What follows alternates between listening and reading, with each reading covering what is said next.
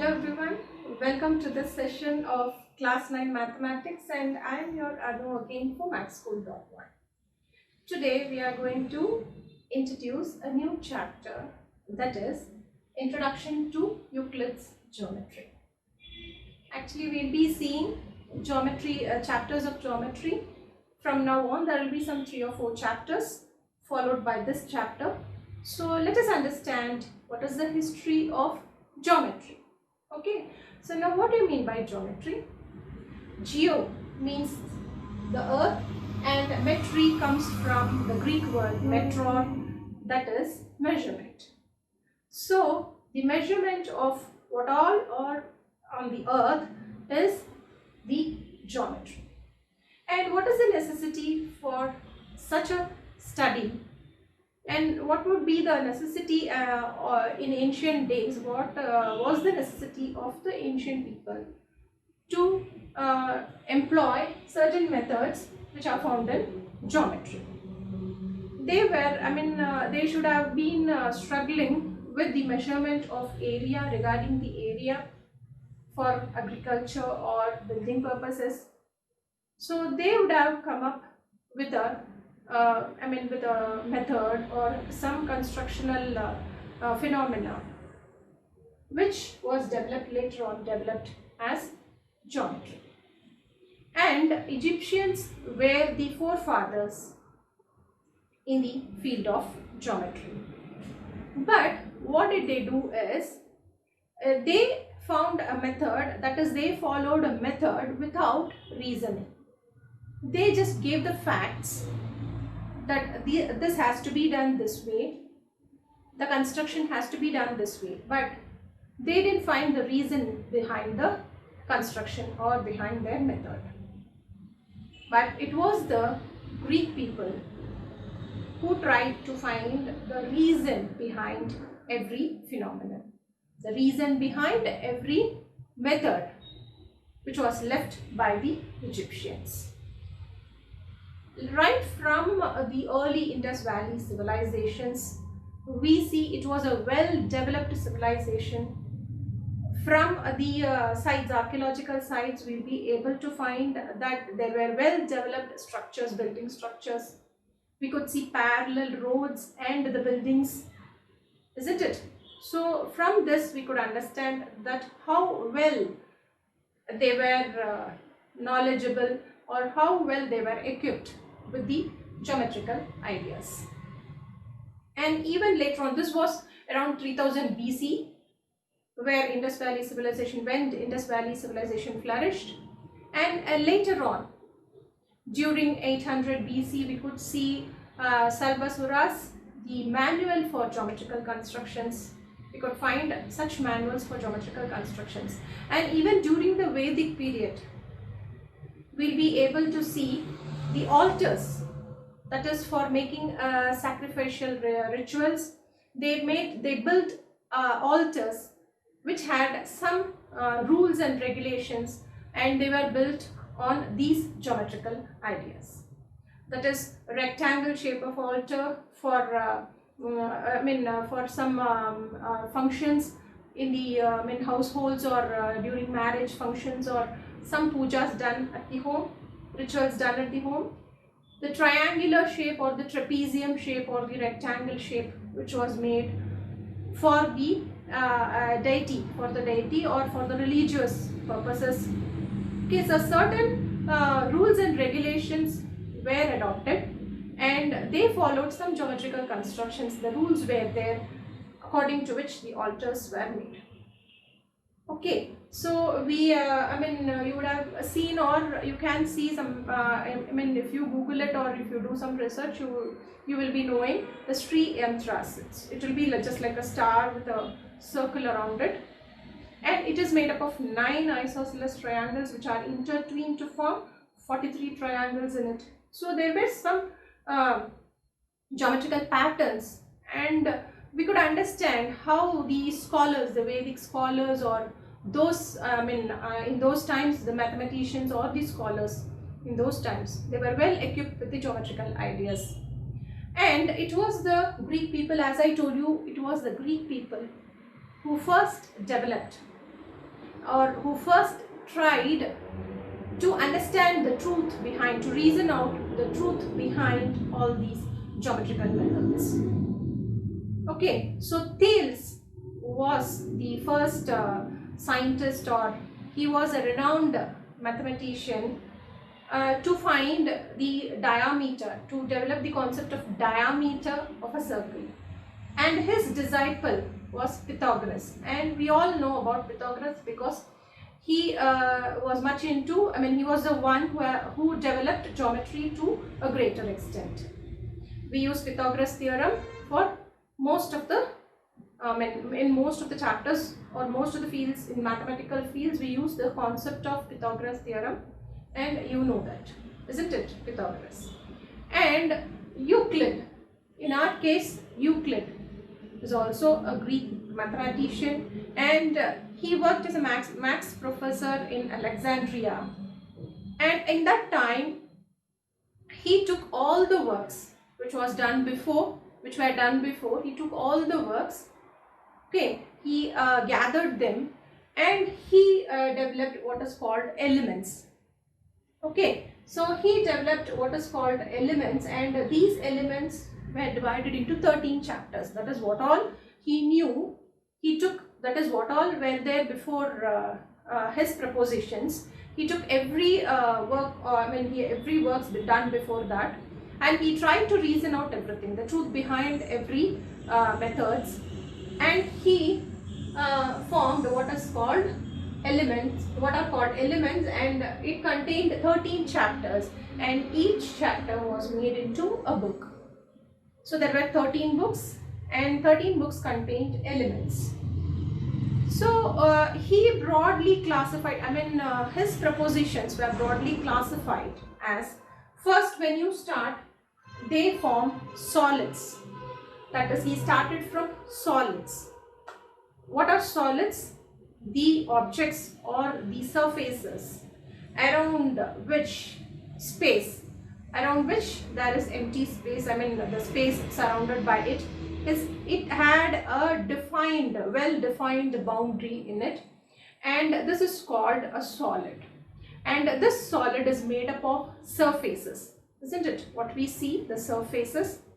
Okay, so the surfaces, and these surfaces, the boundaries of the surfaces will be curves, isn't it? We know that surfaces are just like either a square or a rectangle or something like that. Solids, we have seen cubes, cuboids, isn't it? So any shape that in those days, when he gathered the works of others and he propounded, so that was not called as shape as a square or a rectangle. He just said this is a surface whose boundaries are made up of curves. Here it is straight line, isn't it? The curve, simple curve, this is a straight line. So it is made up of a straight line. So the boundaries of surfaces are curves, and the curves, the end points, the curves has end points to it, and those points and the curves are made up of points, or the points lie on the curve evenly throughout the curve. Okay, so this, the classification he propounded is actually, when you see solids, from solids to surfaces, and surfaces to curves, and curves to points, from solids to points, if you observe, okay, so for each step there is one reduction in the extension. So that is what we call dimension. Okay, see, solids are three-dimensional figures, we know, because they have length, breadth and a height to it. We have already seen. And when you go to the surfaces, solids are made up of surfaces, we say. So those surfaces are two-dimensional, one dimension less than the solid. So it has just length and breadth. Okay, so then the next is curves. The surfaces merge with each other, that is, they join each other at the at a point which is called the curve. Now we call it an edge. So that is a curve, or that is a straight line. So that straight line is a single dimension because it is just the length. Okay, and the points, that is the points evenly distributed in a straight line, and or the curves meet, the straight lines meet in the corner at a point, and that point is dimensionless. So from solid to point, step by step, there is a reduction in extension, and that is called a dimension. Okay, so point is dimensionless, curves are single dimension, surfaces are two dimension, and solids are three dimensional. Okay, then what he did is he has defined some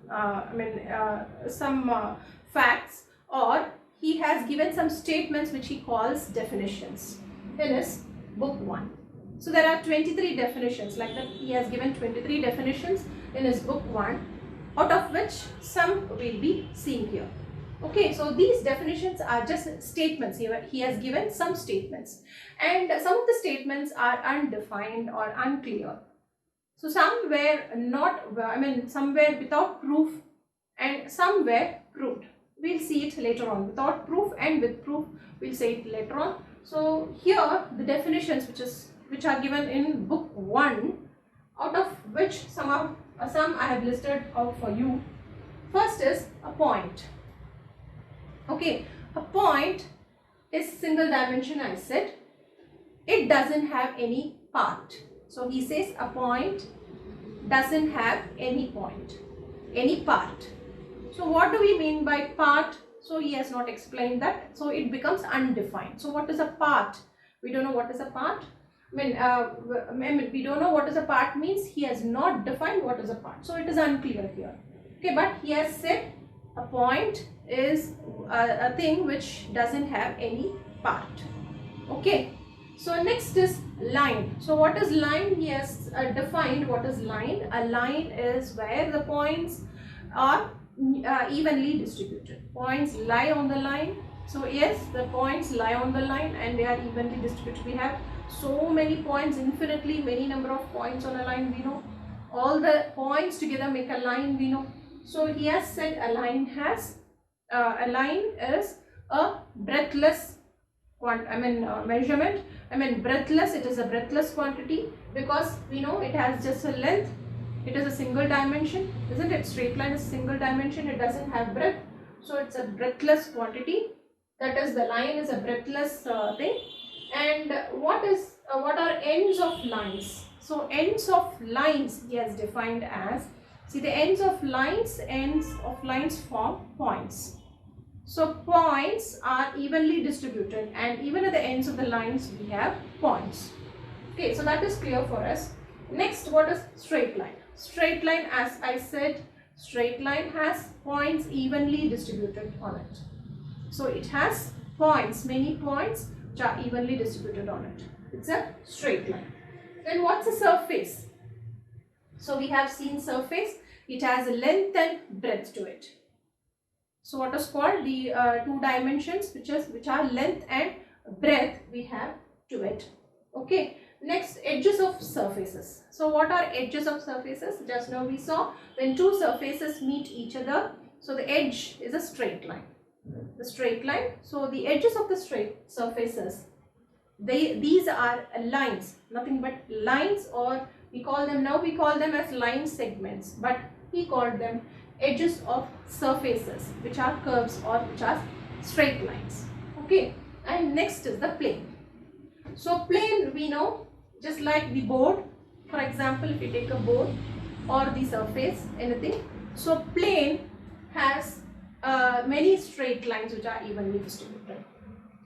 So plane is nothing but a surface where we have many lines, and a line is in which we have points evenly distributed, and a point doesn't have any part to it. Okay, so these are some of the definitions given by Euclid. Okay, he was the one who tried to find the truth behind every fact given by his forefathers. So he didn't accept the fact as it is. He tried to find, and he gave some reasons for the facts which are found before him. Okay, which was given, the facts given by his forefathers. he tried to develop the reason behind all those facts. So in the next class, we'll be seeing what are the facts what are the facts that Euclid gave which were without proof. They were called axioms, and with proof he gave some definitions, or he gave some statements with proof to it, and those are called postulates or theorems. So in the next class we will be seeing both axioms and postulates which were later on developed to well-defined geometry, which we study now. So hope you enjoyed this session of the history of geometry, that is Euclid's geometry, and we'll meet in the next class for yet another exciting episode of Euclid's geometry. Until then, it's bye from Anu for MathSchool.1. Thank you.